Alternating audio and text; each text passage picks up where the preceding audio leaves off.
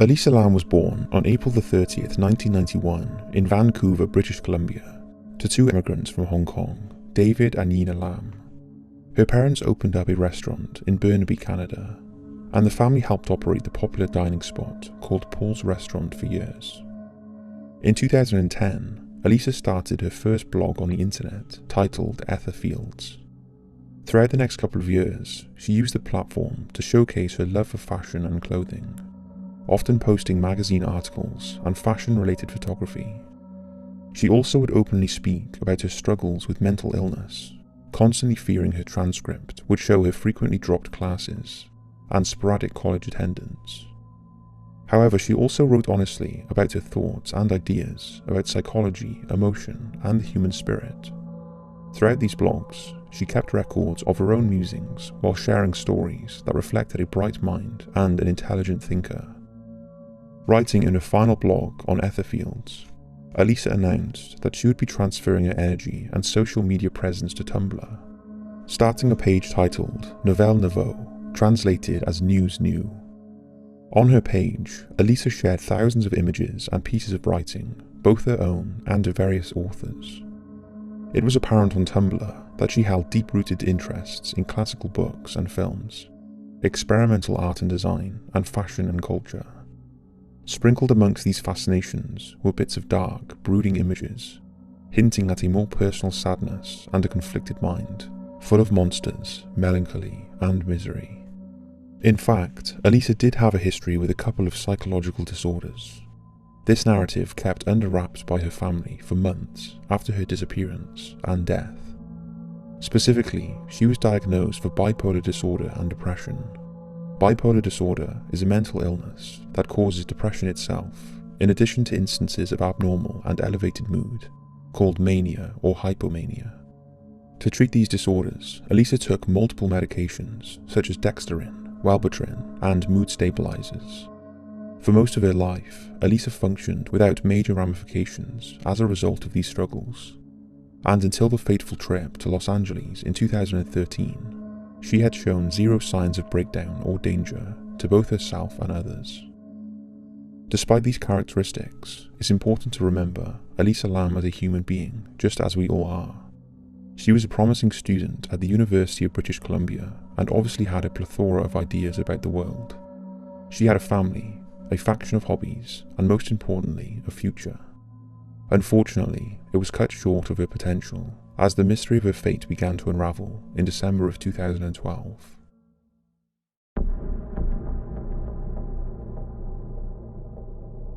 On December the 21st, 2012, Elisa gives the first recorded mention of her desire to travel to the West Coast and visit a school in Santa Clara for potential transfer. A week later, on December the 28th, Elisa mentions on Tumblr that her cell phone has been misplaced. After the new year, on January the 5th, 2013, Elisa mentions planning for her West Coast tour, and for the first time suggests meeting up with people via the internet. A couple of days later, on January the 7th, Elisa books her flight for the West Coast tour, and tacks on a very eerie message regarding the future on Tumblr. Then on January the 9th, Elisa posts on Tumblr that due to paranoia, she has made a new Facebook account for the 5th time, and reposts a blurb she had written earlier that day. Before the blurb is an introduction in which she claims, "This is the very start of my depression, and today I'm feeling very low." Fast forward to January the 18th, when Elisa supposedly arrives in Vancouver on her tour. 4 days later, on January the 22nd, she supposedly travels to San Diego for the first leg in her journey, after missing her initial flight while getting lost in the airport. On January the 24th, Elisa posts on Tumblr that her trip so far has consisted mostly of activities and actions that she participates in back at home on a normal schedule. With this post, she hints at her later actions in Los Angeles, when she says, "Every now and then, I do something entirely impulsive and reckless." A few days later, on January the 27th, she posts again on Tumblr that she was out with friends at a speakeasy and had in fact lost another phone, although this time it did not belong to her. Instead, she had borrowed her friend's old BlackBerry for her trip. The next day, January the 28th, Elisa arrives in LA and checks into the Cecil Hotel near Skid Row, a budget motel for tourists in the city. On January the 30th, Elisa's anonymous roommates complain of her odd behaviour, and she is moved to a private room on the 5th floor so that she isn't a disturbance to other guests. On January the 31st, the last day of her planned visit in Los Angeles, Elisa is seen for the last time by a couple of anonymous hotel workers, and then finally by a clerk, Katie Orphan, at the local bookstore. Katie mentions Elisa was by herself, but also outgoing, very lively, and very friendly. Orphan also says that she was talking about what book she was getting, and whether or not what she was getting would be too heavy for her to carry around as she travelled. Because Elisa was supposed to check out at the Cecil Hotel that day and travel to Santa Cruz for the last leg on her tour, both her parents were waiting for a phone call. In fact, Elisa had called her parents almost every night during her trip, despite losing her temporary cell phone. After they heard nothing from their daughter, Mr. and Mrs. Lam flew to Los Angeles to file a missing persons report and assist the Los Angeles Police Department in their search. Throughout the first week of February, both the Lam couple and LAPD scoured the Cecil and the surrounding areas for any trace of Elisa. Police dogs were unable to pick up on her scent, and for the first few days, no clues were uncovered. Elisa's room that she stayed in prior to her disappearance was void of any suspicious items or sign of disturbances, an unsettling occurrence for such a strange vanishing. On February the 6th, the LAPD released an official statement online regarding Elisa Lam's disappearance, and details surrounding the case, urging citizens to keep an eye out for her profile.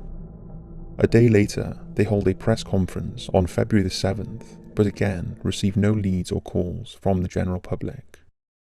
Then on February the 14th, LAPD releases the biggest bombshell in the entire case. An elevator surveillance clip from February the 1st, showing Elisa Lam walk in the elevator, press a series of buttons, and proceed to act in a bizarre manner. The clip was unsettling to say the least, but gave investigators one more glimpse into Lam's final sighting, and brought the case to worldwide interests. The missing person search would soon come to an end, however, when on February the 19th, Cecil Hotel workers responded to multiple guest complaints about funny-smelling water and low faucet pressure. The employee went up to the rooftop water system, peered into an open tank, and discovered Elisa Lam's naked body floating face up.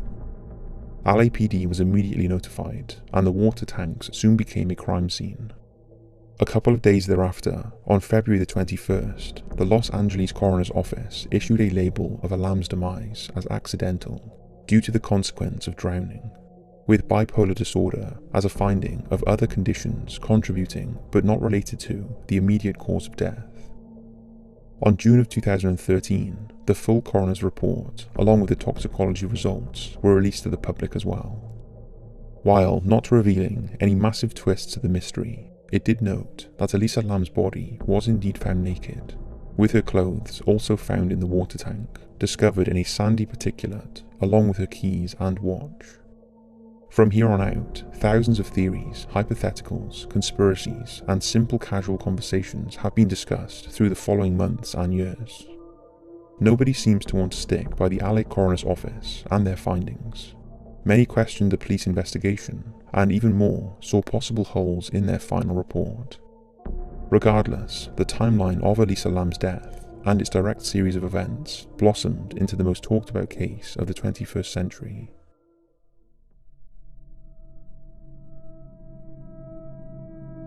Without a doubt, the most controversial and scrutinized piece of the Elisa Lam's case is the 4-minute CCTV footage that the LAPD pulled from one of Cecil Hotel's surveillance tapes, situated in the upper corner of a main elevator carriage in the northern corridor. Before we dive into its content, let's watch the main portion of the video. Be warned, the following images are unsettling and could be viewed as sensitive material.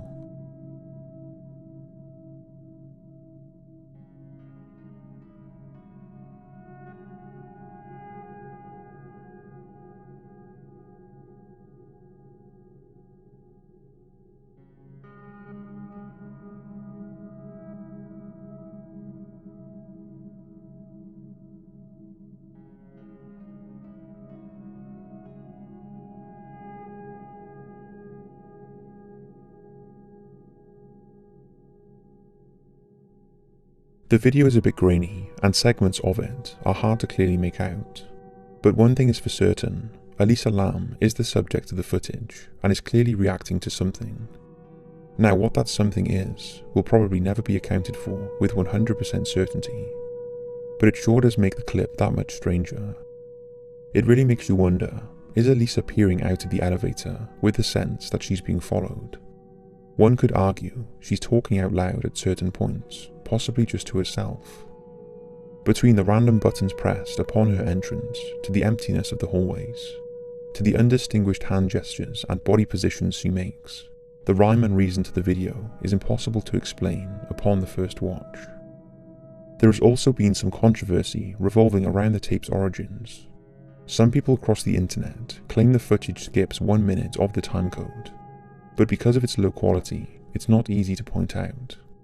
Others say that the footage itself has been tampered with, purposefully pixelating Elisa's mouth at various points, but these reports have been either denied or flat out ignored by professionals. One thing is for sure, the elevator footage from February the 1st, 2013, depicting the last known images of Elisa Lam, have conjured both worthy concern and far-fetched conspiracies, and remains the single most interesting piece of evidence linked to the entire case.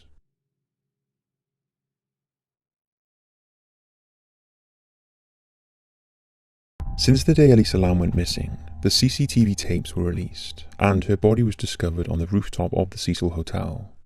Countless theories have been proposed across the internet and publications all over the world, trying to unlock the secrets of the seemingly unexplainable mystery. Many of these assumptions are based purely in conspiracy theory. Some circles have drawn up wild fantasies that explain Elisa was playing an elevator game, attempting to cross over into alternative universes. Others believe Elisa was possessed by spiritual forces, encountered paranormal subjects, or was contacted by otherworldly beings. These farcical attempts to glamorize Elisa's death as science fiction or occultists are based upon zero observational evidence, connected by complex, coincidental claims and hyperbole. For example, the location of the Cecil Hotel is in Skid Row of downtown Los Angeles. This area is infamous for its high crime rates and suspicious activity.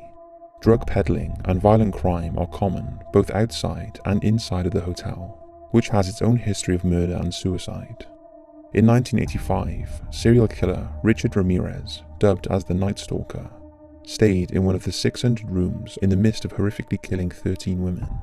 Another homicide suspect, Jack Unterweger, stayed in the hotel in 1991. It was a frequent spot for those with suicidal tendencies, seeing a few people jump from the rooftop in the 1950s and 60s. It even housed another cold case, that of Pigeon Goldie Osgood, a former telephone operator, whose mutilated body was discovered in her room in 1964, and whose death remains unsolved. Despite the criminology of the Cecil, none of it can be directly attributed to the tragic death of Elisa. A much more real explanation is that Elisa Lam was followed during her time in Los Angeles, chased in the hallways of the Cecil Hotel, and subsequently murdered and placed in the water tank by a second party. Initially, this theory made sense. If you go back to multiple Tumblr posts that Elisa made throughout the end of 2012 and beginning of 2013, she was conscious about her outspoken nature and feared that one day her mouth would get her into trouble. At various points, she wrote about unsettling anxieties. One post read, "I'm going out tonight, I really hope no creeper comes near me." And twice, Elisa was convinced trouble was lurking around the corner at the fault of her tongue, saying, "I really need to be removed from society before my big mouth gets me in trouble and I get beaten up," as well as, "My mouth is my downfall and it will get me in trouble. I already do so many stupid things, I have troubles knowing where the boundaries are, and it seems I always make the biggest mistakes at the worst possible moments, and get caught and face consequences for getting caught the one time I wasn't thinking, and did something stupid to cut corners." So taking into consideration, she repeatedly sparked the fuses of strangers around her. It's plausible she did it in the wrong place at the wrong time that winter. In addition to Elisa's worries is the manner in how she acted during the elevator footage. After she enters for the first time and presses the floor buttons, she waits a few moments before quickly approaching the elevator's doorframe. She then quickly sticks her head out into the hallway and glances from side to side in a hurried manner, then pulling back into the elevator. She pins herself against the wall and then into the corner, acting as if she was avoiding the vision of someone from outside. She goes back to the doorframe once more and again cautiously sticks her head into the open. From here, she makes a series of random movements before pressing more buttons. When she returns outside for the final time, it appears as if she is communicating either orally or with her hands. Regardless, no one is seen and Elisa disappears from view. The first part of her movements could indicate she was hiding from another person, but her random footwork and dazed demeanour in the second part of the footage just doesn't make sense if she truly was on the run. The Tumblr post concerns, combined with the suspicious video, truly makes you wonder if there was someone involved with Elisa's death. But there are too many rebuttals to the argument that her cause of death was a homicide. For instance, there were 0 bruises or signs of bodily harm on Elisa's figure, ruling out an assault. All of her belongings were accounted for, besides the long-lost cell phone, ruling out a robbery or attempted robbery. The eyewitness testimonies by hotel employees and the bookstore clerk claim she was completely alone, and showed no sign of struggle or distress regarding another person. Cameras captured no other suspects around the time of Elisa's recording, and her lack of relationships in a new territory helped rule out a planned or gestated murder, as she had very little friends back at home, let alone Los Angeles. In the end, there was 0 evidence confirming the theories about murder or foul play, leading both the LAPD and us to rule it out. All of that being said, the official opinion of the LA Chief Coroner and assigned medical examiners presents a catch-22. They preface their final hypothesis with a warning that the interpretation of the evidence is limited because of the small sample size, particularly the lack of blood samples tested due to low levels. However, they then contradicted themselves when they say that the police investigation ruled out foul play, but also stated a full review of the circumstances of the case and appropriate consultation do not support intent to harm oneself. The manner of death is classified as accident.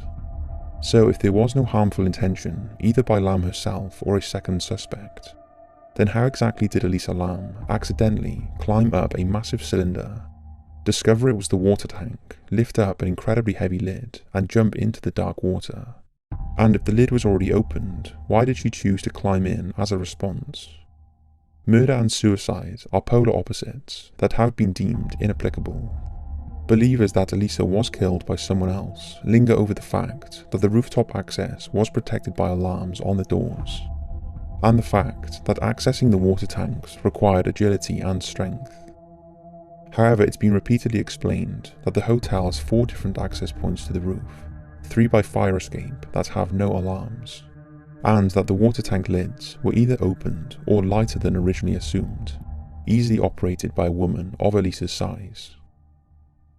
So now we must find the middle ground between the 2 explanations and justifiably theorize how such a specific, unarguable set of circumstances can be regarded as an accident. The most plausible and evidential theory is that Elisa Lam suffered from a manic episode due to her struggles with bipolar disorder, both leading up to and on the day of February the 1st. To start, we must consider the toxicology reports. 2 different antidepressant medicines prescribed to Elisa were either traced directly or metabolites were traced to her heart, blood, and liver enzymes. One of these drugs was bupropion, known to sometimes cause mania in bipolar disorder. Another mood-stabilizing medicine had metabolites traced to her enzymes, but Elisa's antipsychotic medicine was not found in her system. So in review, Elisa had only taken one of her prescribed drugs the day she passed, and had only taken the others recently, if not at all, in the days leading up to her death. The toxicology report also confirmed that Elisa had no alcohol in her system or other recreational drugs. This rules out the possibility that she had been under the influence of substances while on camera in the elevator, or that something such as pills or drunkenness inspired her to climb into the water tanks. Her liver was not tested for rohypnol, better known as roofies. There was no urine in the system, meaning she excreted any and all liquid waste urine that would contain traces of roofies, ketamine, or other date rape paraphernalia. So reflecting on the information regarding her history with mental disorders and the calculated prescription use and lack thereof, we must next understand what exactly an episode of mania is. Severe mania can include psychotic features such as hallucinations, delusions, paranoia, catatonia, and lack of insight. One mental health professional uses the phrase, disorganized yet appearing singularly focused, highlighting its occurrence when Elisa presses the buttons in the elevator at random, appearing intent on some kind of agenda or direction. Symptoms of mania also include psychomotor agitation, which involves repetitive, purposeless, or unintentional movements and behaviors. These movements and behaviors are made in response to feelings of restlessness caused by increased anxiety. Dr. Daniel Morrell reviews in a medical journal that these actions can result in wringing of the hands, pacing, and taking off clothes repeatedly. All three behaviors were exhibited by Elisa, both in the elevator footage and in or around the water tanks. The fact that Elisa Lam attempted to go to the roof at all could be a response to hallucinations and/or delusions. What these might have been are unknown, and it would be unfair to Elisa's memory to assume and fictionalize her mental illness. It's important to note that manic hallucinations are not just visual, but can be manifestations of sound, smell, taste, and touch, another possible explanation to her removal of clothing. In combination with the inconsistent prescription upkeep, the pure fact that Elisa was in a foreign location with a lack of communication back home could have set off a manic episode. The people Elisa had been staying with, since she booked a shared room with fellow guests, stated that Elisa was acting strangely, to the point she was bothering the others and had to be moved to another room by herself. The additional trigger of isolation could have initiated mania, as well as playing a role by why she was by herself for the remainder of her time in LA. The last bit of promising evidence supporting this theory is a testimony received by us from a confidential resident, to be referenced as Resident A from Los Angeles, California, who wishes for both them and their family to be kept anonymous. After hearing about our investigation into the case of Elisa Lam, and having little to no prior knowledge of this scenario, Resident A told us that a few years ago they had a family member in Mexico commit suicide as a result of manic depression or bipolar disorder. Resident A stated that this family member died from drowning after plunging into the depths of a similar industrial water tank. Resident A also stated that this was a common occurrence for the family member, who as a result of their bipolar disorder seeked out bodies of water whenever suffering from a bout of mania. Resident A confirmed that this family member was about 35 years old when they passed away, but had been suffering from mental illness for over a decade, and had an inclination to run away and find attraction to water throughout the years. While this case has no direct relation to Elisa Lam, it's peculiar that both instances involve a confined bipolar subject, who as a result of their condition, drowned because of an unconscious gravitation to H2O. There is hardly any research done in the medical or psychological field regarding this phenomena, but we are incredibly interested if there are other situations like this one. If anything, it further confirms that Elisa's reason for selecting the Cecil Hotel's water tank to not be a mystery, but a tragic symptom of her psychological illness.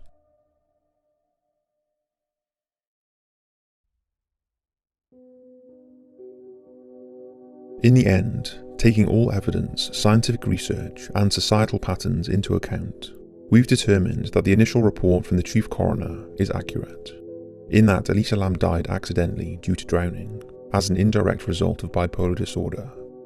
While other theories were briefly discussed, their complete lack in observational evidence and origins from make-believe prevented them from serious consideration. The reason this case fascinates followers all over the world and produced incessant gossip and conspiracies is the fact that it's hard for people to accept simple, innocent explanations for complex and unsettling situations. Psychological disorders are heavily stigmatized, but also very misunderstood. People do not want to accept that Elisa Lam was suffering from hallucinations due to bipolar disorder, because that's only in her mind, and they struggle accepting such indistinction. Instead, it's much easier to tell our own versions of what we want to have happened, something far more fantastical or intriguing than mental illness. For example, people believe another party was involved because Lam's cell phone was missing, and her Tumblr remained active for months following her death. Yet the simple answer is her original phone was lost weeks before her trip, and Tumblr will populate active accounts with posts in the likeness of their previous content for a brief time after they go dark. People also couldn't wrap their brains around the fact that Elisa made it to the rooftop and into the water tanks undetected.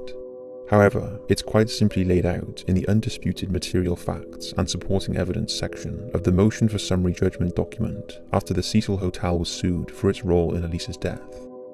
In box 10 it states that the rooftop access door is equipped with an electronic alarm system, which alerts hotel employees when the rooftop access door has been opened. Followed by box 14 that states, the alarm for the rooftop access door was not activated at any point in January or February 2013. This means that Elisa used one of the 3 fire escapes to reach the rooftop, proven possibly by an intentional guest at the Cecil Hotel via a YouTube demonstration. In addition, the motion for summary judgment reports in box 20 that someone could theoretically access the water tank by climbing to the top of an elevator utility room and jumping down upon the water tank from above. This photo depicts the elevator utility room in question, which allows easy access from a red set of stairs and a joined ladder. The leap from that structure to the water tanks is also quite negligible, as seen put to scale with the size of a human portrayed here. In terms of the elevator video, our story-centric minds want to fill in the hallways on either side of that elevator full of monsters and perpetrators and supernatural phenomena. But in reality, there was nothing of the sort the night of February 1st, 2013. Only Elisa Lam truly knows what she saw and what she felt the day she died. And it's up to us to trust that it was the unfortunate unpredictability of mental illness that caused those emotions and the actions that resulted from such. After all, Elisa was a young woman who had recently gone through intense emotional roller coasters with an identity crisis and building anxieties revolving around her purpose in life. She was somewhat aware of this impending depression and admitted online that she could tell she was leaning towards impulsive and reckless tendencies after the fact, a glaring sign of potential mania. She was about the age that many young people start to experience what are called breakthrough symptoms of both bipolar spectrum and schizophrenia spectrum tendencies. The unfamiliar surroundings of Skid Row, Los Angeles, potential insomnia, mixed with an absence of proper medicine, compounded her confusion and eventual mania. There is no one ruling factor that led to Elisa Lam's harrowing, misfortunate death. Instead, it was a combination of nature and circumstance, heightened by coincidental video recordings, that cultivated a gross amount of inconsiderate internet conspiracy. Let this examination of the bizarre circumstances surrounding Elisa Lam's death be a step in the process of ending stigmatization around her struggles with disorder and mental illness in general. Elisa was a beautiful human being with unlimited potential. She had interests and hobbies and dislikes like all of us do. She has a family who still honor her memory. It's time for us to do the same and take lessons from her illustration, look after those with mental health issues and speak up about it, before it creates another confusing saga like that of Elisa Lam.